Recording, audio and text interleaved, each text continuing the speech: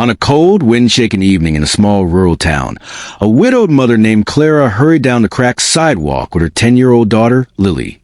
Beside her, Clara had grown used to surviving on little. Ever since her husband, a kind-hearted mechanic, passed away in a tragic roadside accident 2 years earlier.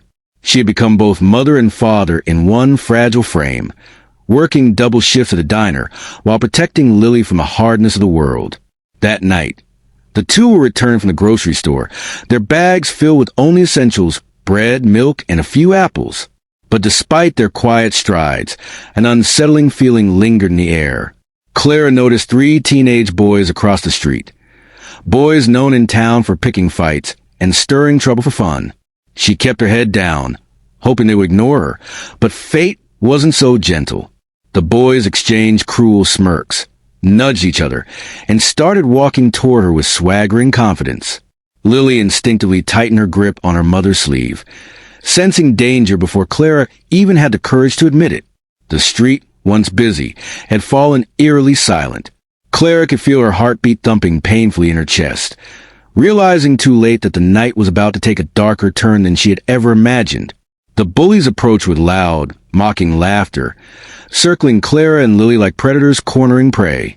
One of the boys, tall, broad-shouldered, and fueled by reckless arrogance, stepped close enough for Clara to smell the cheap alcohol on his breath.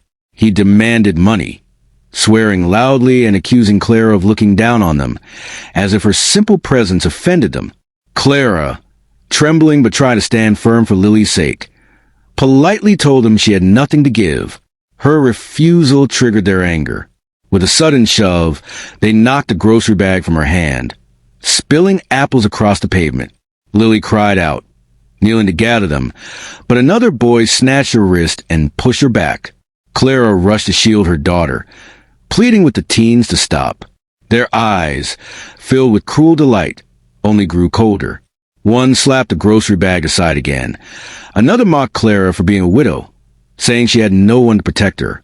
The humiliation burned worse than the fear. Lily clung to her mother, tears streaming down her cheeks.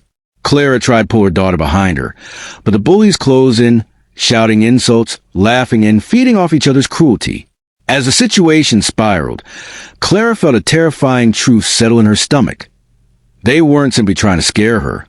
They wanted to break her. When Clara tried to move away, one of the boys grabbed her arm and shoved her so hard she stumbled to the ground. The world blurred for a moment as Lily shrieked and rushed to her side. Clara's knees throbbed from the impact, but the real pain came from watching her daughter's small body shake with fear. The teens didn't stop. They surrounded Clara as she struggled to rise, hurling insults and kicking at her grocery items. One boy delivered a cruel blow to her shoulder, sending her back down. Lily screamed at them to leave her mother alone, but her cries only made them turn their attention to the terrified child. Clara forced herself up, blocking Lily with her own body, whispering reassurance despite her trembling voice. Her mind raced. No one was around. The street was empty, and the night felt endless. She knew these boys weren't thinking about consequences. They were thinking about dominance, power, and twisted entertainment. The sickening reality hit her. She might not be able to protect her daughter. As another shove knocked her sideways, Clara braced for the worst. Yet through the chaos, Lily's tiny hands holding on to her gave her one last burst of courage. She wrapped her arms around her daughter and shouted for help with all the breath left in her lungs, praying desperately that someone, anyone, would hear. That prayer was answered in a way neither Clara nor the bullies expected.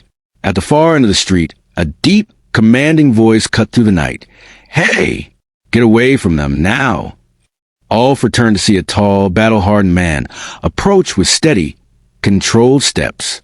He wore simple clothes, just jeans, boots, and a dark jacket, but there was something about the way he moved that radiated authority. At his side walked a massive German shepherd, muscles taut and eyes locked on the teens with unflinching intensity. The man was Jack Mason, a retired Navy SEAL K-9 handler, known only by a few locals. He had recently moved to town for peace and anonymity, living quietly with his loyal dog, Bear. Tonight, he had been out for a routine night walk when he heard Clara's cry. The teens laughed nervously, trying to mask their fear, but Jack didn't waver. He positioned himself between them and the trembling mother and child, his presence suddenly shrinking the bullies from predators to cornered boys. Bear let out a low, rumbling growl, one that conveyed a warning trained through years of elite service. Jack's eyes stayed locked on the boys as he spoke in a tone colder than the winter air. "You lay another hand on them, and we're going to have a very different conversation." The bullies exchanged glances, unsure whether to run or test him. But the look in Jack's eyes, a look shaped by deployments, discipline, and danger, made the choice for them.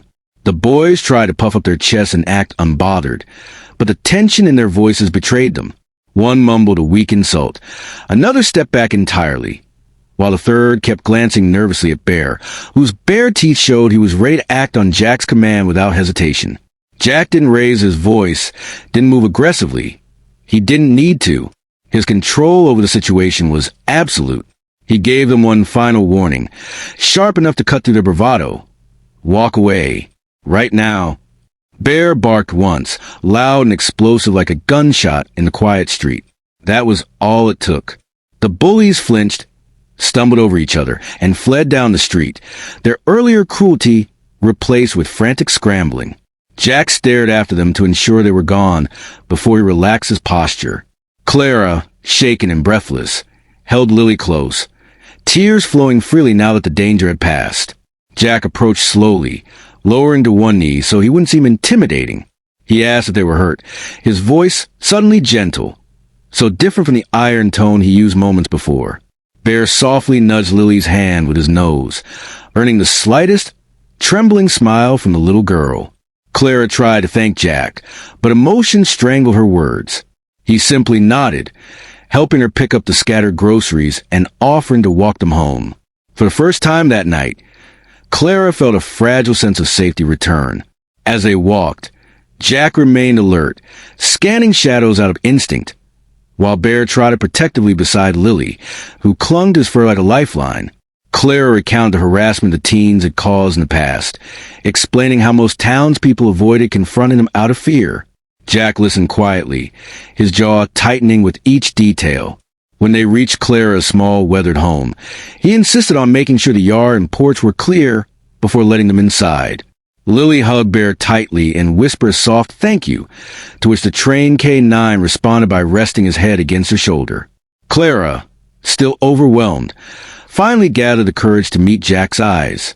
She expressed her gratitude, not just for saving her, but for protecting her daughter with a bravery she hadn't witnessed since her husband's death. Jack simply said he was glad he was there at the right time.